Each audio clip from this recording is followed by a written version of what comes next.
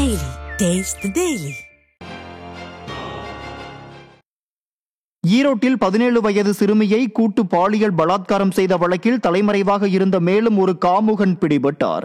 கூலி தொழிலாளியான கிருஷ்ணன் என்பவர் சிறுமியை தொடர்ந்து பாலியல் சித்திரவதை செய்து வந்த நிலையில் அவரது நண்பர்களான சந்தோஷ், மணிகண்டன், குகன் ஆகிய 3 பேரும் சிறுமியிடம் பாலியல் அத்துமீறலில் ஈடுபட்டதை அடுத்து அவர்களும் பிடிபட்டனர்.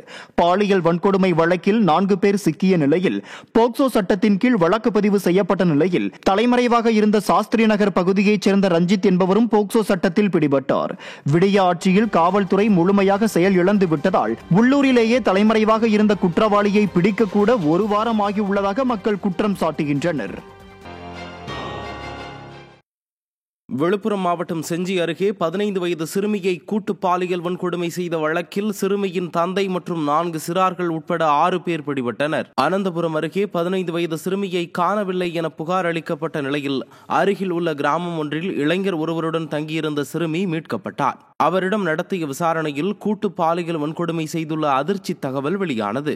சிறுமியின் தந்தை மற்றும் 4 சிறார்கள் உட்பட 6 பேர் பிடிபட்டனர். விடியா திமுக ஆட்சியில் சிறுமிகள் பாலியல் வன்கொடுமைகளால் பாதிக்கப்படாத நாளே இல்லை என்ற அவலம் நடந்துள்ள நிலையில் சிறுமிகள் உட்பட பெண்களுக்கு எதிரான பாலியல் வன்கொடுமைகளை தடுக்க அப்பா ஸ்டாலின் எப்போது முற்றுப்புள்ளி வைப்பார் என பொதுமக்கள் கேள்வி எழுப்பியுள்ளனர்.